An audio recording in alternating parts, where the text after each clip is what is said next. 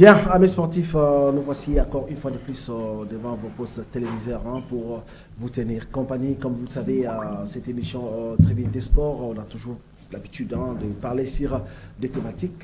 L'actualité reste dominée par la surséance par la CAF du processus électoral au niveau de la Fédération congolaise de football. On va en débattre sur cette émission aussi.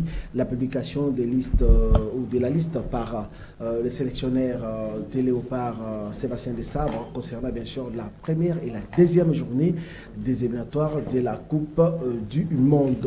Sur ce, nous allons partager ces plateaux avec Léonard Kalombo, qui est là à ma droite, à qui je vais dire bonsoir Léonard. Bonsoir JC Mwamba, bonsoir à mon frère qui est devant moi, oui. Et bonsoir surtout aux téléspectateurs qui nous suivent à partir de partout où ils sont.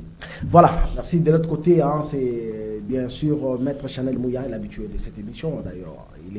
Je l'ai toujours qualifié d'un invité permanent. Maître Chanel, bonsoir. Bonsoir JC. Bonsoir à mon co-débatteur Léonard et bonsoir à tous les téléspectateurs que nous suivent en ce moment. Et je crois que nous serons à la hauteur de toutes les attentes qu'ils mettent en nous au regard de ce qu'il y a comme précédent lors de toutes nos émissions. Et je crois que ça sera encore une fois de plus quelque chose de très merveilleux. Voilà, merci à quelque chose de très merveilleux. Nous allons prendre, d'abord on commence avec Léonard Kalombo. Comme vous le savez, la CAF avait nommé un comité bien sûr de normalisation au niveau de la fédération. Ces comités avaient une mission précise, c'était l'organisation des élections, l'harmonisation des textes et aussi expédier les affaires courantes. Et à l'issue, bien sûr, de tout ce qui a été donné comme prérogative à ces comités de normalisation, il y a eu la mise en place de la commission des recours, la commission électorale.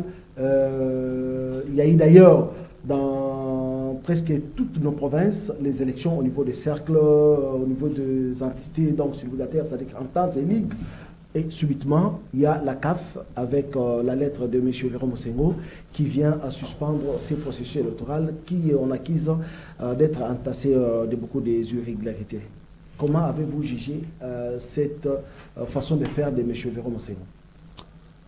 Cette façon de faire est vraiment, je le dirais, ça peut passer pour certains sujets. Ça peut ne pas passer aussi pour certaines d'autres sujets. Ça veut dire, aujourd'hui, surseoir ou annuler les élections au niveau de différentes instances de football du pays, hein, plus de 300 cercles, une centaine des entités dans le pays qui ont déjà organisé les élections. Et là, il y a les ligues provinciales qui ont organisé, sauf deux ligues, je pense, qui n'ont pas encore, qui devaient d'ailleurs organiser, mais qui ne peuvent plus organiser suite à cette décision. Alors, quand on sait que la mission de Connor était principalement d'organiser les élections pour avoir un nouveau comité exécutif au niveau de la FECOFA, ça m'étonne vraiment, alors que nous sommes à plus de 75%, ou je dirais, oui, 75% de ces processus. Pourquoi annuler, pourquoi surseoir? Et on peut surseoir, c'est vrai, mais ce qui est grave, on annule. Non, mais non, c'est pas annulé, on a demandé à la Commission nationale électorale de surseoir les processus, c'est-à-dire que de tout ce qui a été organisé et ce qui restait à organiser, de mettre en berne, c'est-à-dire que de surseoir et puis jusqu'à donner les orientations. On a acquis d'ailleurs ces commissions électorales et des recours d'avoir à son sein les gens qui sont impartials. Par exemple, on a acquis le président national de la commission électorale, M. Donald Yoke, qui à l'époque était membre ou encore président d'une commission permanente au niveau de la FECOFA. Il y a un membre au niveau de la commission des recours. Est-ce que vous ne trouvez pas que déjà au départ, il y a eu des petits soucis Et cela nous a amené à... Oui, mais il y a eu des petits soucis, c'est vrai, mais il y avait le Connor qui était là, mais le Connor qui est en fait, qui reçout des instructions de la CAF et de la FIFA. Mais par là, on peut dire que ça a été fait en décembre. La fédération congolaise aujourd'hui est sous tutelle de la FIFA. Ouais. Et les Connors ne sont que de simples représentants. Mais je veux un peu revenir sur la lettre de Véran Monsengo lorsqu'il dit nous avons été saisis des plaintes de certains membres de votre association nationale qui dénoncent des irrégularités ainsi que des pratiques et comportements non conformes au statut de la FECOFA, à l'éthique et aux principes de bonne gouvernance dans la mise en place de dites commissions. Voilà. On a même évoqué l'article 65 du statut de la FECOFA. Voilà. Je pense que la lettre de clarification de ces deux commissions explique très bien. Lorsque ces différents incidents dont on dénonce sont arrivés, le Connor était là. Il y avait un délégué de la Confédération africaine de football et il y avait aussi un membre de la Fédération internationale qui suivait les déroulements par vidéoconférence. Donc, à ce moment-là, pourquoi ces différents cas déplorés par Véran Monsengo n'ont pas été observés? Mais il relève dans la lettre, parce qu'on doit prendre Maître Chanel Moui, il relève dans la lettre qu'il y a eu des plaintes. C'est-à-dire qu'il y a eu des dénonciations de la part des autres membres que les commissions, parce qu'on parle de ces commissions, il y a certains membres qui sont qui pratiquent des choses qui ne sont pas autorisées par la FIFA. Oui, mais les choses qui ne sont pas connues, justement, en fait, ça nous inquiète. Qu'est-ce qui se passe? Il y a la corruption. Qu'est-ce qui se passe? Il y a des arrangements. Je ne sais pas. Moi, en fait, la CAF nous laisse un peu en suspens. Oui. Nous laisse en suspens. On ne sait pas. Qu'est-ce qui se passe? On ne sait pas. Qu'est-ce qu'il y a eu? Et on ne sait pas où on va. Et c'est très dangereux parce que là, la fédération, le fait que nous soyons sous ce statut, la fédération ne sait pas fonctionner normalement.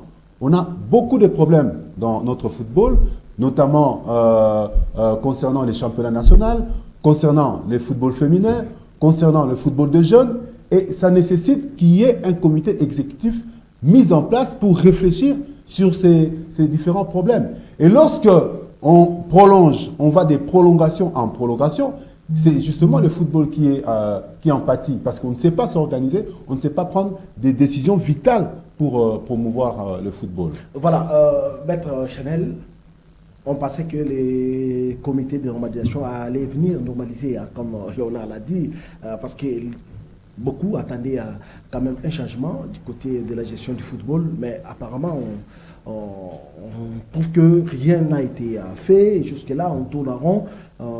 D'ailleurs, on accuserait ces comités de vouloir chercher à avoir encore un prolongement de 2 ans pour s'éterniser à la gestion du football en République démocratique du Congo. Merci JC pour la question que vous me posez tout à l'heure. J'ai suivi religieusement mon co-débatteur tout à l'heure qui a dit des choses et que je ne veux nullement contredire, mais plutôt aussi abonder dans le même sens. Ce qui est vrai, c'est que je l'ai toujours dit ici dans votre plateau, lorsque nous avions commencé cette histoire du Connor, que j'étais quand même assez débutatif sur d'abord le rôle, la mission, la mise sur pied de cette commission. J'ai eu à le dire plusieurs fois, mais on est resté quand même en républicain, observer, voir ce qui va se passer. Peut-être que les choses seraient ou pouvaient être assez différentes, mais l'on se rend compte que même le Connor vient s'embourber comme on avait eu à pouvoir recharger le comité sortant de la dite fédération dont on avait chargé de tous les maux. Le Connor, le Connor vient lui aussi à son tour s'embourber dans cette situation. Nous le constatons. Pourquoi? Parce que il y a la lettre de Véran Monsengo qui vient faire ressortir la surséance ou faire ressortir la décision de la CAF qui est de la surséance de toutes les élections déjà organisées par certaines ligues et aussi certaines entités subdélégataires de la fédération. Cette surséance, où je voudrais quand même apporter un éclaircissement, la correspondance de Véran n'annule pas, mais sursoit à ce qui devrait être fait ou vont être faits dans les jours à venir en termes des élections dans d'autres entités qui devraient les organiser. Mais entre-temps aussi, sursoir à ce qui a été déjà fait, entre autres peut-être l'installation de ces comités qui ont été élus. Mais malheureusement, je constate que la lettre du... Juste peut-être que je peux oublier, parce que lorsqu'on sursoit dans ces contextes-ci, où on évoque des irrégularités des membres de la commission, c'est-à-dire que ceux qui ont été élus n'ont pas été élus dans David Talon besoin en fait. Je voudrais décortiquer. On va y arriver parce qu'il faut qu'on relève. Je voulais décortiquer la lettre de Véron, le secrétaire général de la FECOFA, de la fédération, de la CAF plutôt. Mon co-débatteur a lu le deuxième paragraphe de sa lettre où il est en train de parler des irrégularités, mais aussi l'aspect éthique. Lorsque vous lisez ce deuxième paragraphe, il ressort deux faits. Il y a eu les irrégularités et l'aspect éthique dont il mettrait, ou il est en train de mettre à charge de deux ou de certains membres de cette commission qui a été mise en place. Mais alors, lorsque vous restez sur les irrégularités, il n'évoque pas quelles irrégularités. Puisque on l'a eu à l'observer. Je demeure, moi je reste dans l'esprit de la lettre. Je lis la lettre qu'il a non, peut-être que lui n'a pas eu à relever. Non, mais c'est une lettre. Constater, par exemple. Vous avez constaté, mais lui qui a reçu l'information et qui écrit aux membres du CONOR, dont le CONOR va répercuter cette décision à ces deux commissions et aux entités qui ont eu à faire ces élections, à tenir ces élections. On devrait relever, ou il devrait relever dans sa lettre, les irrégularités dont il fait allusion. Puisque si dans l'éthique, il ressort les aspects de l'éthique dont il remet en question. Et quid de ces irrégularités? Comment saurions-nous les irrégularités dont lui a été saisi? Je peux comprendre qu'ils peuvent les cacher par mesure d'enquête. Ils devraient... Peut-être qu'ils sont en train de... Non, mais à ce niveau... Ils ont sursoir jusqu'à nouvel ordre. Mais à ce niveau, quand il ressort l'éthique, c'est qu'il a les éléments de l'éthique. On ne peut pas ressortir des éléments partiels d'une enquête. Soit on ressort les éléments dont on a suffisamment recueilli et on ressort pour dire... Écoutez, il y a eu des dénonciations. Peut-être que c'est sur base de ça qui s'est posé. Mais même encore, il y a eu des dénonciations. Mais qui sont ces personnes qui ont saisi la CAF au regard de ces dénonciations? Non, j'en viens. Non. C'est pour ramener au fait que les irrégularités soulevées dont il fait allusion, il devrait le dire. Il devrait le dire. Pourquoi on en dit un? C'est là le problème. Il devrait le dire, puisque ces irrégularités dont il évoque conduisent à la conséquence qui est la surséance. Vous vous rendez compte? Et par conséquent, l'annulation, parce qu'on ne veut pas le dire. On ne veut pas le dire, mais en réalité, ça va venir peut-être cette annulation. Puisqu'il doit y avoir une conséquence. C'est ça. Soit on lève la mesure de surséance pour dire que bon, continuez, il n'y a pas de problème, soit on va annuler. Mais il aurait dû quand même ressortir cet aspect de choses. En dehors de cela, le CONOR se tire même une balle sur le pied. C'est pas les CONOR. Pourquoi? Non, oui, même la CAF, attendez. J'en viens pourquoi je parle d'abord du CONOR. Le CONOR qui évoque le cas de certains candidats ou de membres de la commission qui ont, dont le parcours ou peut-être les personnes est entaché d'une question d'éthique. Mais lorsque vous regardez le chronogramme du CONOR, après que ces personnes aient déposé leur candidature, mais c'est quand on dépose les candidatures, on examine les candidatures. Il y a eu examen.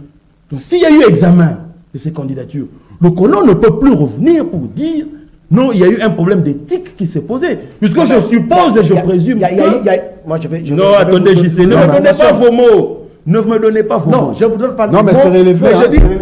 Ce que je dis, je voulais vous dire ceci. C'est-à-dire que les têtes qui sont là, ils ont été choisis par consensus. Ça, moi, je peux le dire parce qu'il y a eu des contestations dans la salle. Vous comprenez? C'est-à-dire, lors de l'Assemblée générale, les membres de l'Assemblée générale ont contesté la candidature de... Mais vous descendez encore le CONOR. Même quand vous le dites, vous descendez encore le CONOR. Mais c'est ce que je dis. Quelle est l'indépendance du CONOR? C'est pour cela moi, j'ai posé la question sur ce plateau. Est-ce que ça a été fait à dessein? Mais si le CONOR... Mais prenons le contexte, ça a été fait à dessein. Oui. Mais même le CONOR est condamnable sur cet aspect de choses. Donc le CONOR avait un agenda caché. Bon, laissons à supposer. Le CONOR pouvait avoir peut-être cet agenda caché. Bon, laissons peut-être ces irrégularités. Au moment opportun, on va les rattraper pour dire, voilà, il y a des irrégularités liées à l'éthique. Ah non.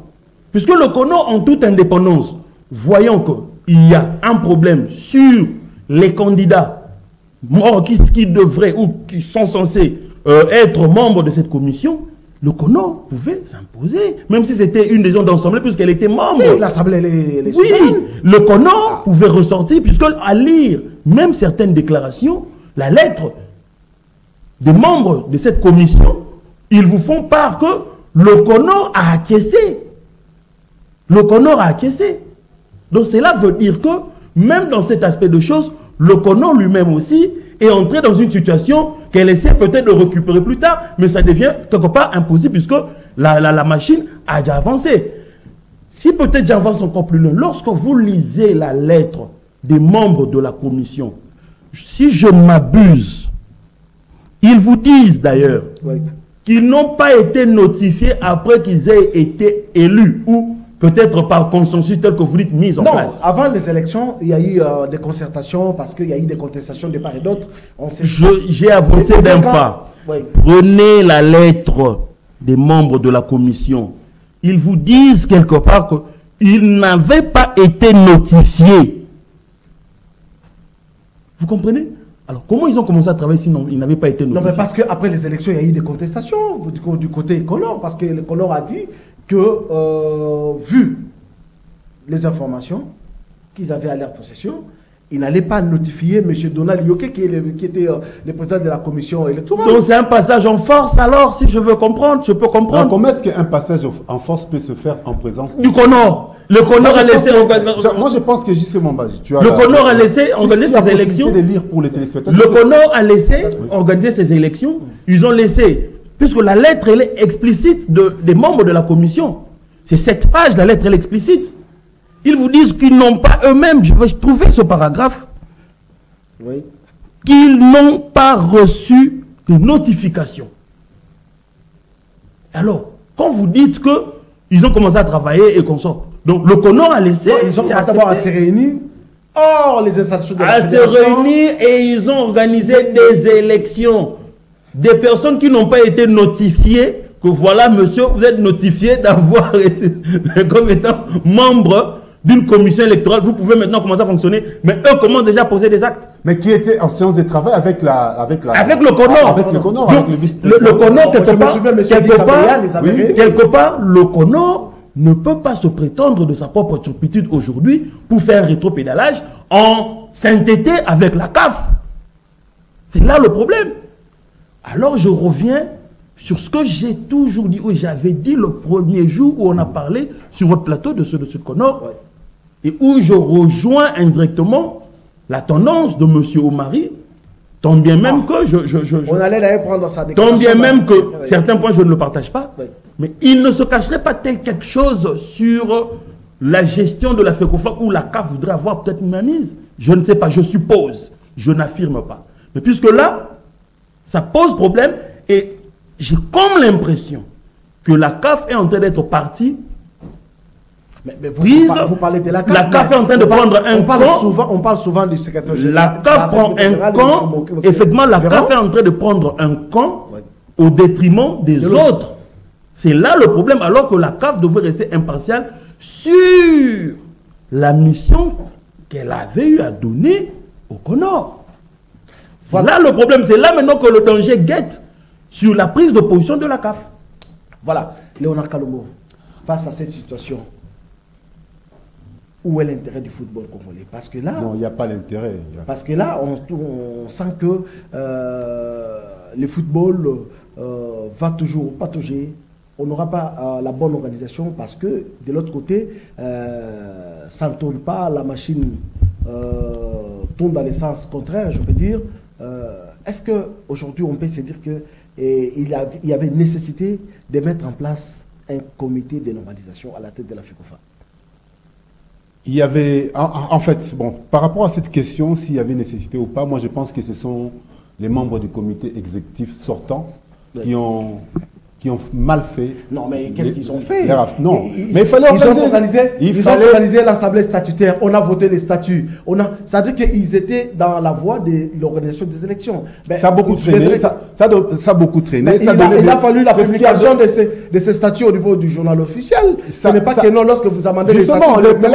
Mais le processus depuis la démission de Constant Omar jusqu'à le processus a pris du temps.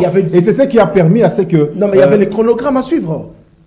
Non, mais le chronogramme aussi a traîné parce que les élections devaient se dérouler 6 mois après. Mais ça tardait pour se dérouler. Et ça, c'est la léthargie du comité exécutif sortant qui a fait qu'on en arrive là. Mais, J.C. Mwamba, j'aimerais qu'on puisse bien éclaircir les téléspectateurs par rapport à cette commission. Sur la lettre de clarification des commissions, on signale que je vois sur le jour de l'Assemblée générale, sur la liste figurait seulement un seul nom, celui de Hector Lubamba. Alors, qui est Ngimbi en qualité de seul candidat président de la commission. Et les deux autres pour les deux autres commissions. Alors, sur la liste des candidats vice-présidents, bon, ça on peut laisser passer. Alors, en réaction par rapport à cette situation, parce qu'il y avait des candidats qui étaient, des candidatures qui étaient invalidées par le CONOR. Par le CONOR, voilà. Et en réaction de ça, où est-ce que je suis? En réaction à ces rapports du CONOR, l'Assemblée générale extraordinaire et élective de la FECOFA, de manière unanime, organe avait relevé les liens qui existaient. Bon, ça, ce sont de choses. Voilà, non, voilà, j'y suis. C'est au point 4. C'est au point 4. Face à cette confusion générale en rapport avec cette dérive, les CONOR avaient suspendu pendant 2 heures l'Assemblée. Donc, on était. C'est à ce moment-là qu'il y a eu. On était en pleine Assemblée et on a trouvé qu'il y avait une situation qui ne tenait pas. L'Assemblée s'est arrêtée pendant 2 heures. Et à la reprise de l'Assemblée générale, prenant la parole, le président du CONOR a commencé d'abord par présenter des excuses à tous les participants pour l'incident relevant du fait qu'il serait néophyte. Vous imaginez? Voilà. En la matière, ensuite, le CONOR a annoncé la grande décision de retenir tous les candidats repris sur la liste définitive antérieurement publiée. C'est là où j'ai dit que les 2 parties de là. C'est qui valide cette commission? Ces commissions? C'est les comités de normalisation. Oui. Alors, avant de venir au profit pour lesquels le football peut bénéficier,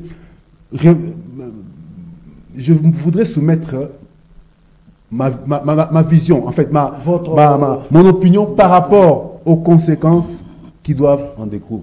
Parce que tout membre élu en violation de l'article 65, en principe, doit se démettre. Ou être démis. Parce que les commissions étaient, d'après le CONOR, ou plutôt la CAF, les commissions, il y avait des irrégularités par rapport à l'élection des commissions. Alors, d'où sont venues les commissions? Les commissions sont venues de l'Assemblée générale. Qui est souveraine? Qui a organisé l'Assemblée générale? C'est les comités de normalisation. Qui a installé le comité de normalisation? C'est la FIFA. C'est la CAF, la Confédération africaine, qui vient ici pour surseoir encore ces processus.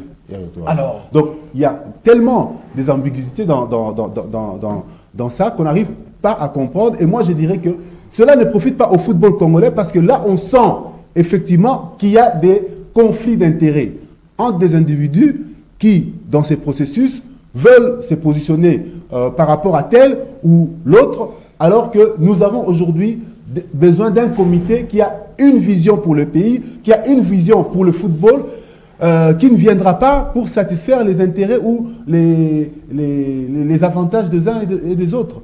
Moi, je pense que, en tout cas, cette histoire ne profite pas au football. Et aujourd'hui, la solution, si on doit tenir compte de cela, c'est le CONOR qui doit être sanctionnés. C'est-à-dire qu'on remplace les membres du CONOR. Mais effectivement, comment est-ce qu'on peut sursoir des élections ou annuler? Parce que moi, j'ai pas, en fait, sursoir, je ne vois pas comment est-ce qu'on ne pourra pas annuler. Non, parce que la surséance, c'est une décision. Pardon, Léonard Kalongo. Non, mais les faits sont avérés, oui. N'est-ce pas? Les faits sont avérés qu'il y a eu irrégularité. Oui. Alors, comment est-ce qu'on peut poursuivre un processus d'où, au départ, il y avait déjà des irrégularités? Ça veut dire que, à la fin, même si on on change des commissions, mais ceux qui sont élus dans les cercles, ils sont élus dans les entités. Ils proviennent d'où? Ils proviennent de cette commission qui ressort des irrégularités. Donc, il faut tout faire tomber et recommencer à zéro, à mon entendement. Par rapport au profit du football congolais, le football congolais va en pâtir. Mais on en pâtit déjà. Là, les dames ont été éliminées. Non, mais les dames ont été éliminées parce qu'il y a eu... Non. On va en parler à la fin de cette émission. Écoute. Il y a des bons projets. Il y a des bons projets pour le développement du football féminin, pour le développement du football de jeunes, qui ne peut pas se mettre, qu'on ne peut pas mettre au profit de la jeunesse ou du football féminin aujourd'hui, parce qu'on n'a pas un comité qui est élu, qui a un mandat. Parce que le rôle du CONOR, ce n'est pas de gérer la fédération. La commission de football féminin, elle est autonome. C'est-à-dire qu'il y a une commission qui gère le football féminin et cette commission elle est autonome. Le football féminin n'est pas géré par le comité ou le comité de mondialisation, non. Non, je parle pas. Ah, oui. Non, je parle pas de la foot. Moi, je parle du football féminin en général. C'est la fédération. C'est la fédération qui gère tout. Non, mais il y a une commission. Il y a une commission. Si vous me dites que la fédération gère les fonds alloués au football féminin, je ne vais pas accepter. L'organisation de ce football féminin, c'est la commission. La commission est sous tutelle de la fédération. Si la fédération aujourd'hui trouve que la commission ne fait pas bien son travail, d'ailleurs, ce n'est pas une commission qui a été élue, elle peut aujourd'hui décider de la maintenir ou de la changer. Voilà.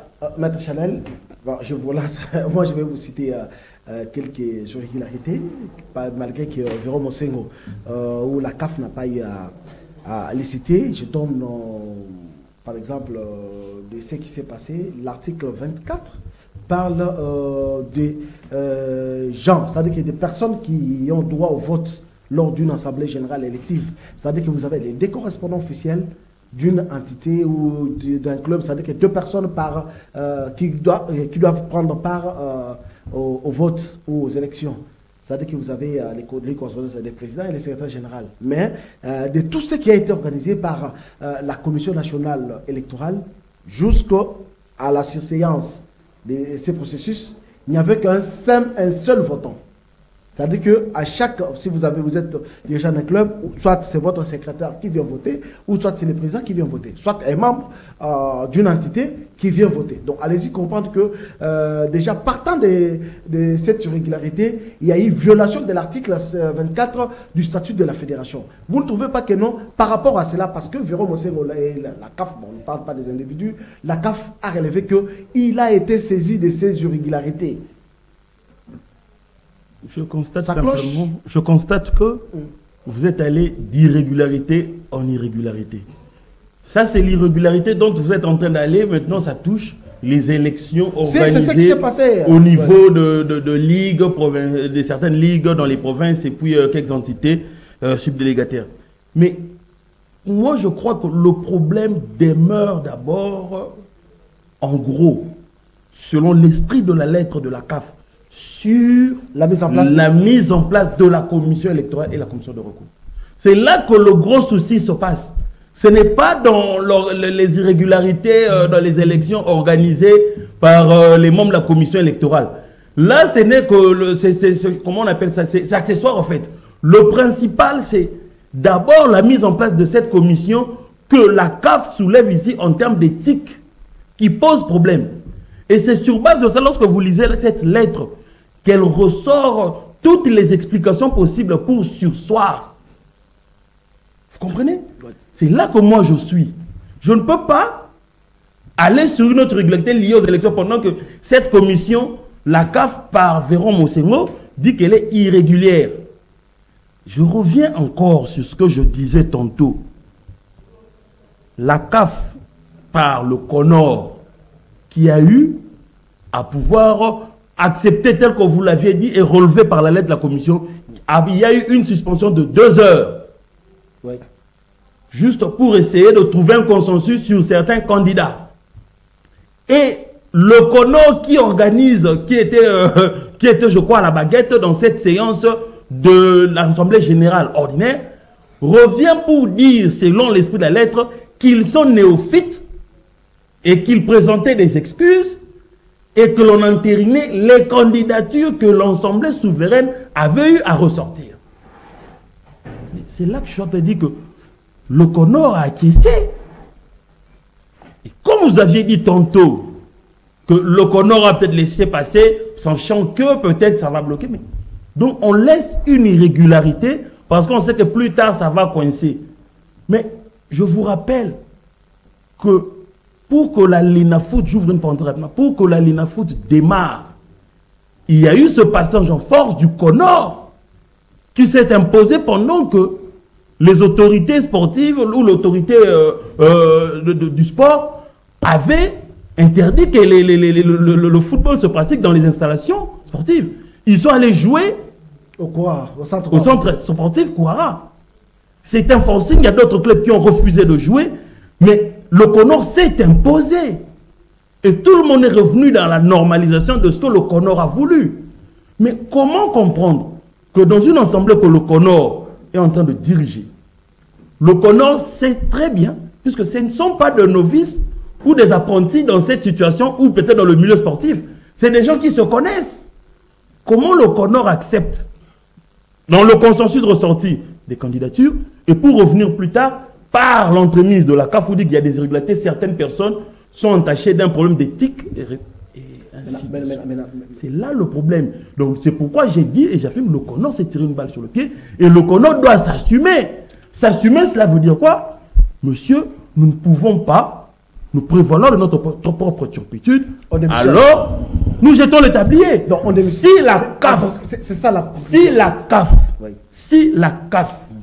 se veut sérieuse, si la CAF se veut sérieuse, si elle va prolonger, si la CAF va prolonger le mandat du CONOR, puisqu'on a tendance à aller dans ce sens-là, il ne reste que pratiquement moins d'un mois au CONOR par rapport à sa mission pour qu'elle prenne fin. Si la CAF va ajouter un prolongement, alors ça doit être sans ce comité. Dans les couloirs, ça se parle déjà à 2 ans. Je prends le 2 ans tel que vous dites. Ça doit être sans ce comité. Ce comité a démontré des irrégularités flagrantes. Ce comité a démontré la faiblesse, les limites, la faiblesse dans le traitement de cette situation. Puisque si on a eu à reprocher au comité sortant de la fédération certains faits au regard de l'organisation des élections ou la tenue des élections, et a fortiori le CONOR qui a été mis en place pour rendre les choses à la normale ou à la normalité, il se jette dans de telles choses ou par rapport à de telles situations. Quelle devrait être la motivation de la CAF et la FIFA de reconduire ce même comité? Ici, c'est une patate chaude entre les mains de la CAF, de pouvoir, nous regardons la CAF attentivement pour savoir si la CAF est impartiale dans cette situation. Puisque l'impartialité de la CAF ne peut que se constater par la fin du mandat de ce comité, s'il y a à prolonger, mettre un autre comité qui prendra les choses au sérieux et va bien faire les choses au lieu de vivre ce que nous vivons maintenant actuellement, la guerre des correspondances, et ça pose problème. Et j'ouvre une parenthèse rapidement où j'étais en train de dire, lorsque vous lisez la page 4, vous êtes à la page 4 de la correspondance des 2 commissions, ils vous disent, quant au fonctionnement et déroulement des activités de 2 commissions, il y a lieu d'épingler ce qui suit. Je suis à la page 4. Ouais. Élu le 22 juillet 2023. Les 2 commissions n'étaient ni notifiées, ni invitées par le comité de normalisation pour commencer le travail.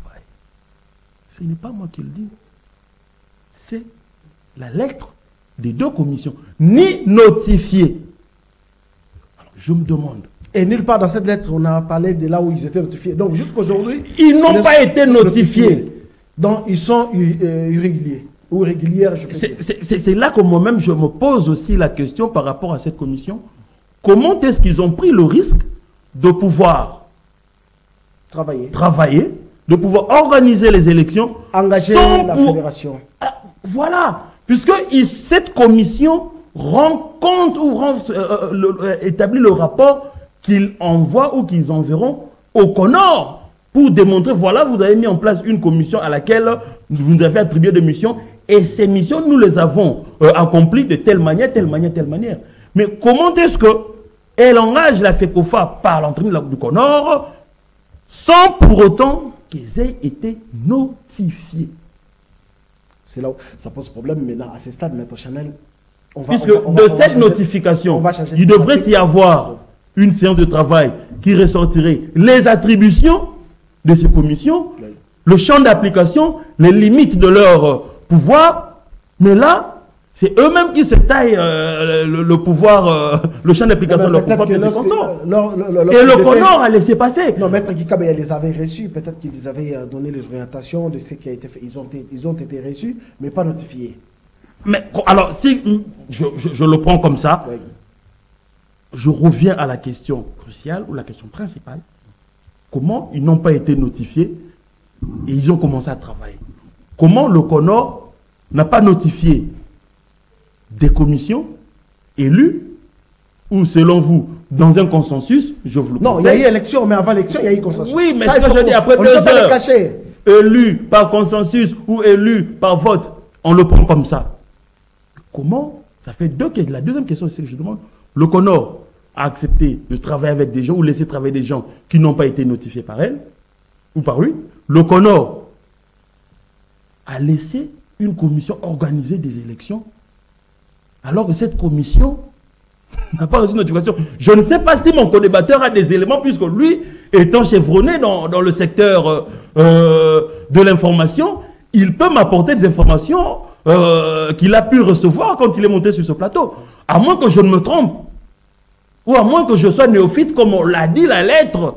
Mais alors, où soit alors, moi je me rase que... Où soit alors, j'atterris. Ouais, atterrissez. Donc, si je peux bien comprendre quand on a parlé de l'aspect néophyte. Donc, l'aspect néophyte s'étend jusqu'au fait que les gens peuvent travailler quand ils sont élus sans pour autant être notifiés. Je me pose la question. Je ne sais pas si mon co-débatteur, je ne lui pose pas la question, je vous pose la question pour que vous posiez à mon co-débatteur. Peut-être qu'il aurait mieux compris cette lettre mieux que moi. Peut-être qu'il aurait compris qu'il pouvait travailler comme ça sans notification. Mais c'est là que je dis, le CONOR a traité cette question avec autant de légèreté, oui, et que la CAF, sur cette question, doit prendre des mesures sérieuses. Et c'est là que l'on jugera l'impartialité de la CAF dans ce dossier. La CAF lèvera l'équivoque sur le fait qu'il y aurait peut-être des accointances entre certains membres du CONOR et ceux de la CAF. La CAF devrait, en principe, en ce moment, lever cet équivoque. Nous attendons voir. Voilà, vraiment, on doit changer de thématique. Moi, je préfère qu'on y revienne. Moi, j'aimerais... Oui. Non, on va y revenir, hein, parce qu'il faut qu'on parle Léopard, même dans 10 minutes. Il nous reste vraiment... Mais je reste quand même sur moi, sauf s'il peut me donner des informations. Je sais qu'un voilà. S'il peut me donner des informations. Il y a déjà, vous avez compris la question de Maître Chanel par rapport à cette acquaintance entre les membres de la CAF et du CONOR. La CAF doit être impartiale. Et aussi, il y a une pétition qui s'est annoncée en gestation. On ne confirme pas parce que c'est dans les couloirs, il n'y a pas de fumée sans feu, pouvant bien sûr demander le départ bien sûr de ce membre, de 4 membres du comité de normalisation.